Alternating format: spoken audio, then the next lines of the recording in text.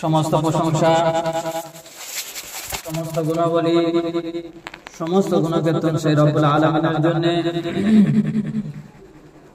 যিনি আমাদেরকে বড় ভালোবেসে এই পবিত্র জুম্মার দিনে তার মহান হুকুম আদায় করানোর উদ্দেশ্যে আমাদেরকে একত্রিত হওয়ার তৌফিক এনায়েত করেছেন। তাই আমরা শুকরিয়া আদায় করে সকলে বলি আলহামদুলিল্লাহ। তার পরে পরে জানা কেনা সৃষ্টি করিলে কুল কায়নাতকে সৃষ্টি করা হতো না। সেই মহামানবের দরবারে লাখো কোটি দরুদ ও সালাম বর্ষিত হোক। প্রত্যেকে বলি সাল্লাল্লাহু আলাইহি ওয়াসাল্লাম।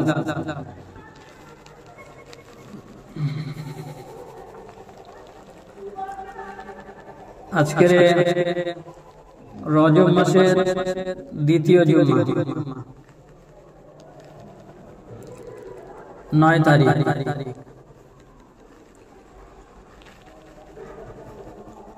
আর ইংরেজি 10 জানুয়ারি। ঠিক এরকম 2023 সালে এই 10 জানুয়ারি এবং 9 রজব দ্বিতীয় জুম্মা ঠিক এই দিনে হয়েছে। এরকম করে এমন একটা দিনও আসবে আমাদের কাছে, হয়তো আমরা দেখবো না, কি আল্লাহ চাইলে দেখতেও পারি। কিয়ামত অনুষ্ঠিত হবে যেই দিন, সেই দিন হবে ওরকম মুহররম মাসের 10 তারিখ শুক্রবার। তো আল্লাহ তাআলা এরকম দিনগুলো, ডেট মানে সপ্তাহ যেরকম মিলছে এরকম মিলবে। আল্লাহ তাআলা দেখা যাচ্ছে কিয়ামত অনুষ্ঠিত করবে। বলার উদ্দেশ্য ওটা নয়। আজকের এই জুম্মার আলোচ্য বিষয় হবে বিধর্মীদের রীতিনীতি অবলম্বন করার ব্যাপারে। আল্লাহ তাআলার কাছে তৌফিক চাই। ওয়া তাওফিক ইল্লা বিল্লাহ, আলাইহি তাওয়াক্কালতু ওয়া ইলাইহি উনীব। আমরা প্রত্যেকে জানি যে গোটা পৃথিবীতে 4300টি ধর্ম আছে, ধর্মাবলম্বী মানুষ আছে। এই 4300টি ধর্মের মধ্যে থেকে একটি ধর্ম আল্লাহ তাআলার কাছে মনোনীত। এ সম্পর্কে কুরআন শরীফে সূরা আল ইমরানের 19 নম্বর আয়াতে আল্লাহ তাআলা বলছেন, ইন্নাদ দীনা ইনদাল্লাহিল ইসলাম, নিশ্চয়ই আমার কাছে মনোনীত ধর্ম হলো ইসলাম। তাহলে এই আয়াত দ্বারা বোঝা গেল যে বাকি যত ধর্ম আছে সমস্ত ধর্ম আল্লাহ তাআলার কাছে মনোনীত নয়। এবং এই বাকি ধর্মগুলি 4299টি ধর্ম মানুষের মন গড়া ধর্ম বা মানুষের মন গড়া রীতিনীতি।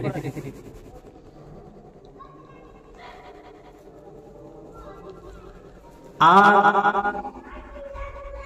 এই ধর্মে, এই ইসলাম ধর্ম এমন একটি ধর্ম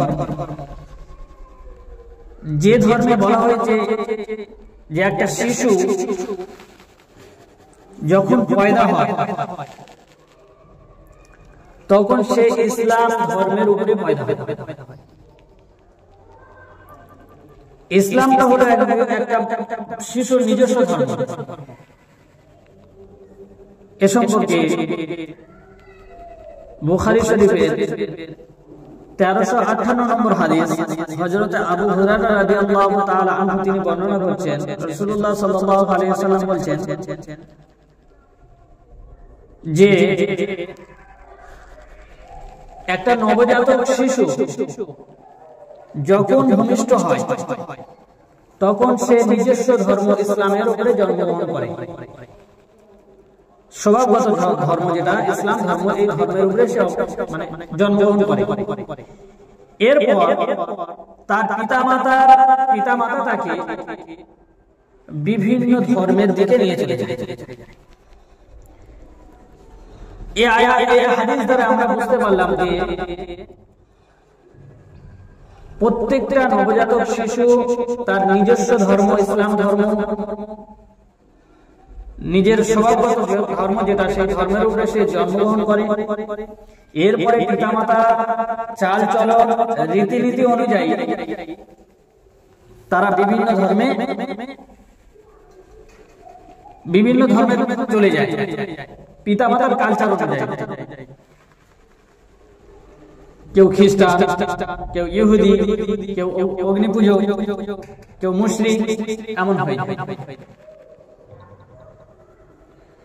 কিন্তু প্রত্যেকটা ধর্মে একটি সভ্যতা আছে বা রীতিনীতি আছে। এরকম করে আমাদের মুসলমান ধর্মে কিছু মানে কৃষ্টি কালচার, রীতিনীতি এগুলো আছে। আল্লাহ তাআলা আমাদেরকে যে ধর্মটা দিয়েছেন, এই ধর্মটি এমন একটি ধর্ম যে আমাদের এই ধর্মের মানুষেরা বা এই ধর্মে যারা অবলম্বন করে তাদের জন্য এই ধর্মটা হলো একটা পূর্ণাঙ্গ জীবন ব্যবস্থা। এবং কিয়ামত পর্যন্ত যত মানুষ আসবে এই ধর্মের উপরে, তাদেরও এটা একটা পূর্ণাঙ্গ জীবন ব্যবস্থা, যুগোপযোগী। তাই রাসূলুল্লাহ সাল্লাল্লাহু আলাইহি ওয়াসাল্লাম বিদায় হজের পরে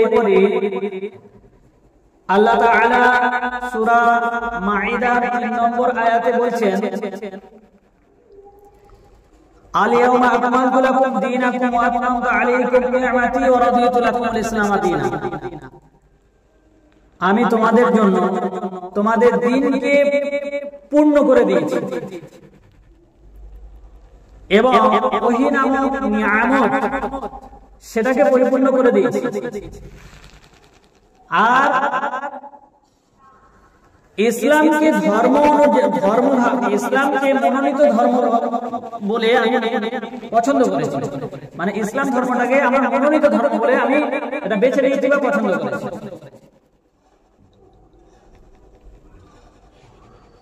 তো বলার উদ্দেশ্য হচ্ছে যে প্রত্যেকটা ধর্মের একটা কৃষ্টি কালচার আছে, তাদের একটা সভ্যতা আছে, আমাদেরও একটা সভ্যতা আছে।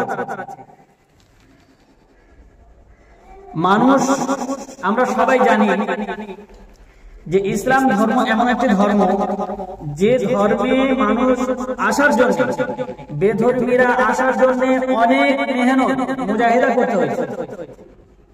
যেমন আমরা সবাই জানি যে সালমান ফার্সি রাদিয়াল্লাহু তাআলা আনহুর ঘটনা। সালমান ফার্সি রাদিয়াল্লাহু তাআলা আনহু পারস্যের মানে রাজ পরিবারের সন্তান। ওনার পিতামাতা ছিল অগ্নি পূজক। তো ওনার পিতামাতার এই যে কৃষ্টি কালচার, রীতিনীতি ওনার পছন্দ হয়। শৈশবকালে উনি বললেন কি সঠিক ধর্ম কোনটা সেটা খুঁজতে গিয়ে ঘর থেকে উনি বার হয়ে গেলেন। ঘর থেকে বার হয়ে খ্রিস্টানের একটা গির্জায় গেলে খ্রিস্টান ধর্ম গ্রহণ করলেন। খ্রিস্টান ধর্ম গ্রহণ করার পরে ওখানেও ওই হযরতে সালমান ফার্সি রাদিয়াল্লাহু তাআলা আনহু এই ধর্মটা খুবই মনোনীত হলো না, পছন্দ হলো না। তাই উনি ওখানকার একজন খ্রিস্টান পাদ্রীর পরামর্শে কিছু ব্যবসায়ীদের সঙ্গে ফিলিস্তিনে উনি ওই ফিলিস্তিনে রওনা হলেন। তো ফিলিস্তিনে রওনা যখন ওই ব্যবসায়ীদের সাথে আসছেন, ভাগ্যর পরিহাস ওই ব্যবসায়ীদের মধ্যে একজন ব্যবসায়ী ওনাকে বিক্রি করে দেন একজন ইহুদির কাছে। সহিহ বুখারী শরীফের হাদিস অনুযায়ী উনি প্রায় 10-এর অধিক মালিকের হাতে বিক্রি হয়েছেন। একটার পরে একটা এরকম করে বিক্রি হয়েছে। বিক্রি হওয়ার পরে যখন রাসূলুল্লাহ সাল্লাল্লাহু আলাইহি ওয়াসাল্লাম মক্কা থেকে হিজরত করে মদিনা শরীফে গিয়েছেন, ঠিক সেই সময় হযরতে সালমান ফারসি রাদিয়াল্লাহু তাআলা আনহু হুজুর পাক সাল্লাল্লাহু আলাইহি ওয়াসাল্লামের কাছে গিয়ে ইসলাম ধর্ম গ্রহণ করলেন। এই ইসলাম ধর্ম গ্রহণ করার পিছনে প্রত্যেকটা মানে হযরতে বিলাল রাদিয়াল্লাহু তাআলা আনহু চিন্তা করতে। এরপরে আব্দুল্লাহ যুলবাদাই চাচার কাছে মানুষ, তো চাচাকে জিজ্ঞাসা করছে, আচ্ছা চাচা ওই যে মুহাম্মদ উনি নাকি নবী, তা তোমার কাছে কেমন লাগে? তো চাচা বলছে, হ্যাঁ ভালো মানুষ, জানি সত্যবাদী, ভালো ছেলে। একদিন যায়, দুদিন যায়, 3 দিন যায়, তার মনে করছে যে চাচা হয়তো আমাকে কিছু একটা বলবে, কোনো কথাই বলে না। লাস্ট দিনে গিয়ে বলে, চাচা আপনার মতামত বলে ওই মানুষটার ব্যাপারে। বলছে, হ্যাঁ অবশ্যই ভালো মানুষ যখন, তাহলে আমি আজ থেকে কালমা পড়ে মুসলমান হয়ে গেলাম। আব্দুল্লাহ দুলবাদাই বলছেন যে আজ থেকে আমি মুসলমান হয়ে গেলাম, কলমা পড়ে নিলাম। যখনই কলমা পড়ে নিয়েছে, চাচা বলছে, এই কলমা পড়ার পরিণতি কি হতে পারে তুমি কি জানো? তুমি যে গায়ের চাদরটা পরে আছো, এই চাদরটা আমার দেয়া, অতএব যখনই তুমি ইসলাম ধর্ম গ্রহণ করেছো এক্ষুনি চাদরটা খুলে দাও, কোনো কথা চলবে না। জোয়ান ছেলে, যুবক ছেলে, 18 বছরের ছেলে, 18 থেকে 22 বছরের ছেলে, তো সঙ্গে সঙ্গে কি করলেন, মানে লুঙ্গিটা মানে গায়ের চাদরটা যে পরেছিল ওই চাদরটাই খুলে দিলেন। চাচা উলঙ্গ অবস্থায় ছুটে মায়ের কাছে গেছে। মা জোয়ান ছেলে দেখে কি ব্যাপার, তাড়াতাড়ি মায়ের গায়ের একটা চাদর ছিল ছুড়ে দিয়েছে, পরে নিয়েছে। রাসূলুল্লাহ সাল্লাল্লাহু আলাইহি ওয়াসাল্লাম কাছে চলে গেছে। রাসূলুল্লাহ সাল্লাল্লাহু আলাইহি ওয়াসাল্লাম বললেন যে আব্দুল্লাহ দুলবাদাই, আজ থেকে তোমার একটা সিট আলাদা করে দিয়ে দাও, যে ওই সাইডের দিকে থাকবে। বিস্তারিত অনেক বড় ঘটনা, তো এক সাইডের দিকে করে দিলেন। এবং সেই সাইডে আসহাবে সুফফা বলে একটা জায়গা ছিল, সেই আসহাবে সুফফাতে ওখানে যারা নব মুসলিম হতেন তাদেরকে কোরআন শরীফ শেখানো হতো।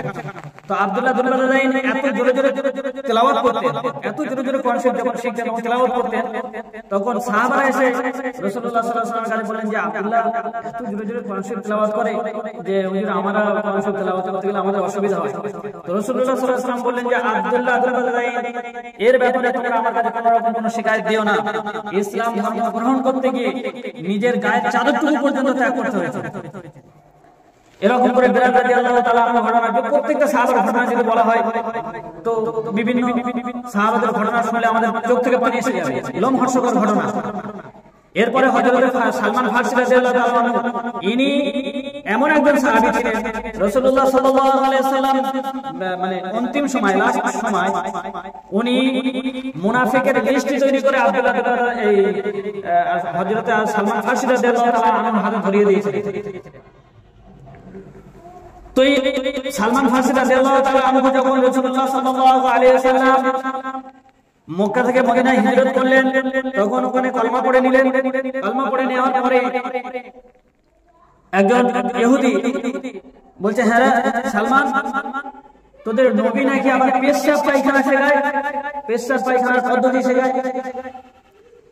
তো হযরত সালমান ফারসি রাদিয়াল্লাহু তাআলা আনহু বললেন যে ইসলাম ধর্ম এমন একটি ধর্ম যার রীতিনীতি হলো একটা পূর্ণাঙ্গ জীবন ব্যবস্থা। এখানে সব কিছু শেখানো হয়, এমনকি পেশাব কি করে করবেন, পায়খানা কি করে করবেন সেটাও শেখানো হয়। মায়ের সাথে কি ব্যবহার করবেন, স্ত্রীর সাথে কি ব্যবহার করবেন, ভাইয়ের সাথে কি ব্যবহার করবেন, পিতার সাথে কি ব্যবহার করবেন, পাড়া প্রতিবেশীর সাথে কি ব্যবহার করবেন, আত্মীয় স্বজনের সাথে কি ব্যবহার করবেন, বন্ধুর সাথে কি ব্যবহার করবেন, বন্ধুর সাথে কি ব্যবহার করবেন, সেগুলো শেখানো হয়। এবং এই ধর্মে শেখানো হয় একজন মানুষের সাথে কথা বললে, হেসে কথা বললে, একজন মানুষের সাথে হেসে কথা বললে নেকি হয়, এটাও শেখানো হয়। এই ধর্মে এটাও শেখানো হয় মায়ের সাথে হেসে কথা বললে উমরা মানে মকবুল উমরা হজের সওয়াব পাওয়া যায়, পিতার সাথে হেসে কথা বললে মকবুল উমরা হজের সওয়াব পাওয়া যায়। এটা এইরকম একটা পূর্ণাঙ্গ জীবন ব্যবস্থা এই ধর্ম। এই ধর্মে শুধু এই নয়, পেশাব কিভাবে করবে একজন মানুষ, পায়খানা কিভাবে করবে একজন মানুষ, সেটাও শেখানো হয়। হযরত সালমান ফারসি রাদিয়াল্লাহু তাআলা আনহু এই কথা ওই খ্রিস্টান ইহুদিকে বললেন। কোন ধর্মে আছে যে মায়ের তোমরা রাস্তা থেকে একটা পাথর সরিয়ে দেবে তার জন্য তোমার নেকি হবে? কোন ধর্মেতে আছে? মায়ের সাথে হেসে কথা বলবে ওমরা হজের সওয়াব হবে আছে? কোন ধর্মেতে? কোন ধর্মে শেখানো হয় মায়ের সাথে ভালো ব্যবহার করো, মায়ের সাথে মানে সুন্দর কথা বলো, বা পিতামাতার হক কি, সন্তানের হক কি, পাড়া প্রতিবেশীর হক কি, এগুলি কি কোন ধর্মেতে লেখা আছে? কোন ধর্মে শেখানো হয়? তো এটাই হলো পূর্ণাঙ্গ জীবন ব্যবস্থা, একটা ইসলাম ধর্ম। তো এখানে একটা এই যে ইসলাম ধর্ম পূর্ণাঙ্গ জীবন ব্যবস্থা, যে ধর্মেতে এ টু জেড সবকিছু শেখানো হয়, এমনকি পায়খানা পর্যন্ত, পেশাব পর্যন্ত, সেই ধর্ম অবলম্বী মানুষদের কি অন্য কোন ধর্মের রীতিনীতি শেখার কোন প্রয়োজন আছে? নেই। যেখানে এ টু জেড যে ধর্মে শেখানো হয় এবং পূর্ণাঙ্গ জীবন ব্যবস্থা বলা হয়েছে, সেই ধর্ম অবলম্বী মানুষদেরকে অন্য ধর্মের রীতিনীতি শেখার কোন প্রয়োজন নেই, কোন প্রয়োজন নেই। এই সম্পর্কে কোরআন শরীফে আল্লাহ তাআলা সূরা আল ইমরানের 85 নম্বর আয়াতে বলছেন, ওয়া ইয়াবতাগি গায়রাল ইসলামি দীনান ফালান ইউকবালা মিনহু ওয়া হুয়া ফিল আখিরাতি মিনাল খাসিরিন। যারা ইসলাম ধর্ম ছাড়া অন্য ধর্ম কোন কিছু রীতিনীতি সন্ধান করে বা অবলম্বন করে, তাদের জন্য এটা কখনো শোভা পায় না, বা তাদের জন্য এটা কোনো ভালো কাজ নয়। এদের জন্য এরা বহুত বড় ক্ষতিগ্রস্তের মধ্যে রয়েছে, এরা বহুত বড় ক্ষতিগ্রস্তের মধ্যে রয়েছে। তাহলে এই আয়াত দ্বারা আমরা বুঝতে পারলাম যে আল্লাহ তাআলা যেখানে নিষেধ করছেন, যেটা আমি ইসলাম ধর্মটা আমি মনোনীত ধর্ম বলেছি, নিশ্চয়ই ইন্না দীনা ইনদাল্লাহিল ইসলাম, ইসলাম ধর্মটা আমার কাছে মনোনীত ধর্ম। আর এই ধর্ম যে পূর্ণাঙ্গ জীবন ব্যবস্থা শুধু আজকের নয়, কিয়ামত পর্যন্ত যত মানুষ আসবে তাদের জন্য পূর্ণাঙ্গ জীবন ব্যবস্থা। তাহলে আল্লাহ তাআলা বলছেন যে অন্য কোন ধর্মের কোন সাদৃশ্য, কোন রীতিনীতি প্রয়োজন নেই। আর যারা খোঁজে তারা কি হয়েছে? ক্ষতিগ্রস্তের মধ্যে রয়েছে। হাদিস শরীফের মধ্যে এটা বলা হয়েছে যে মান তাশাবাহা বিকওমিন ফাহুয়া মিনহুম, যে ব্যক্তি অন্য কোন ধর্মের রীতিনীতি খোঁজে বা অবলম্বন করে, কোন সাদৃশ্য অবলম্বন করে, কিয়ামতের ময়দানে তারা ওই তাদের বরভুক্ত হবে। আমি কাউরে ধর্ম অবলম্বন করছি, আমাদের ইসলাম ধর্ম এত সুন্দর একটা ব্যবস্থা, জীবন ব্যবস্থা, এই ধর্ম আমার পছন্দ হয়নি, আমি অন্য একটা ধর্মের রীতিনীতি অবলম্বন করছি।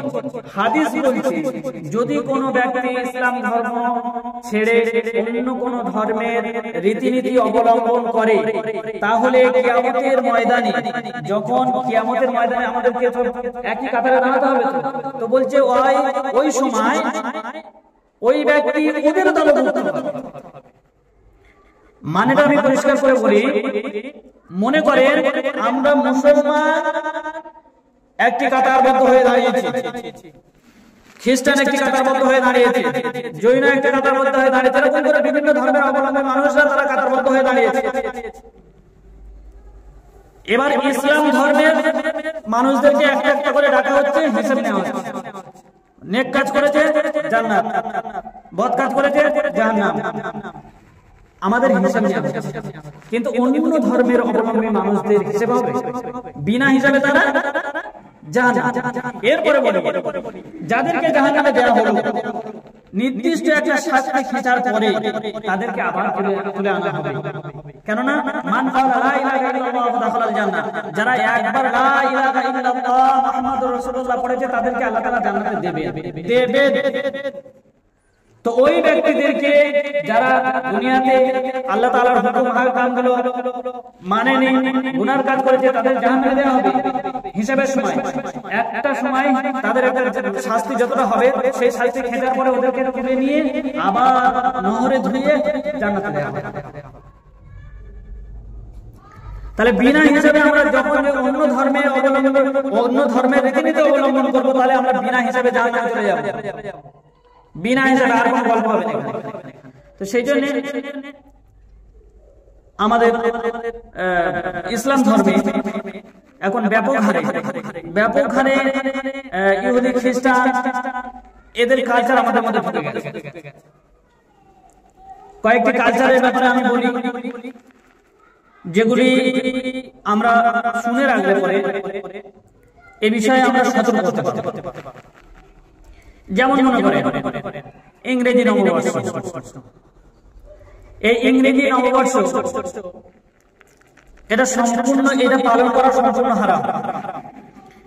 যদি এটা জায়েজ হতো তাহলে রাসূলুল্লাহ সাল্লাল্লাহু আলাইহি ওয়াসাল্লামের পরে বা রাসূলুল্লাহ সাল্লাল্লাহু আলাইহি ওয়াসাল্লাম এবং তারপরে অনেক সাহাবা ছিলেন, তাবেঈন, আইম্মায়ে মুজতাহিদিন, খুলাফায়ে রাশিদিনরা, তানারাও এই নববর্ষ পালন করতেন। বিশেষ করে আরবি নববর্ষটা পালন করতেন, কিন্তু করেন। এ দ্বারাই বোঝা গেল এই নববর্ষ পালন করা মুসলমানদের জন্য একদম হারাম। এরপরে মনে করেন আপনি জন্মদিন, এখন তো প্রত্যেকটা মুসলমান ঘরে ঘরে চলেছে, এটা খ্রিস্টানদের কালচার, এটা খ্রিস্টানদের কালচার।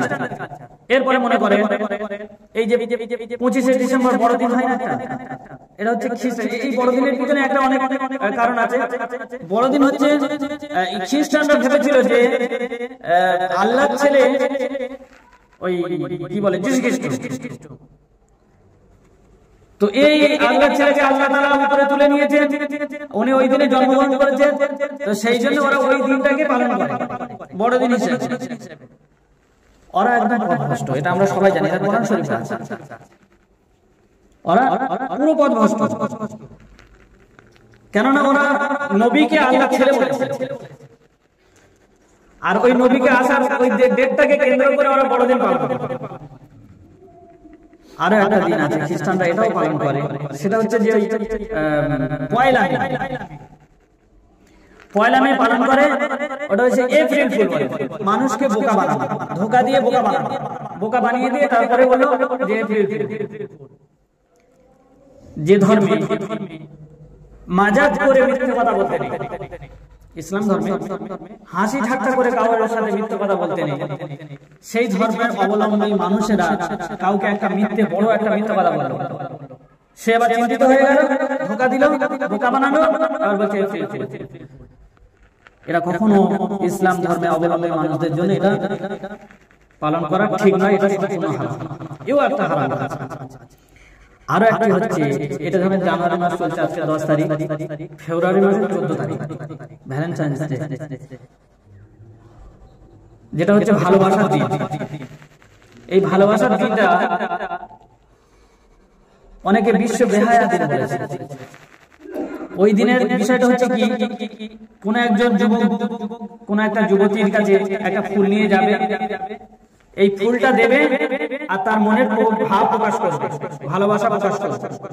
এর পেছনে অনেক যৌনতা লুকিয়ে আছে, যার কারণে এটা তো সম্পূর্ণভাবে হারাম।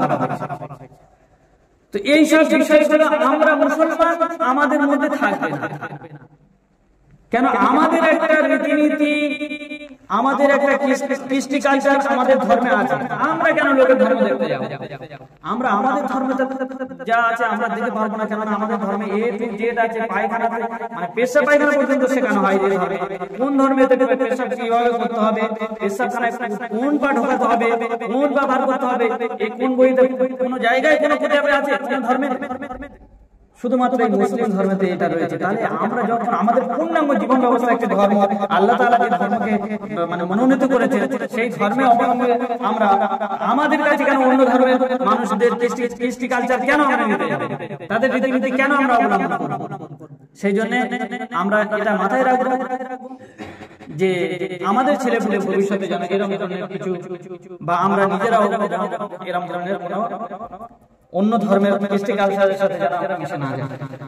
আল্লাহ তাআলা আমাদেরকে শোনা এবং বলার থেকে বেশি বেশি করে আমল করার তৌফিক এনায়েত করুন। আমিন। ওয়া আখিরু দাওয়ানা আলহামদুলিল্লাহি রাব্বিল আলামিন।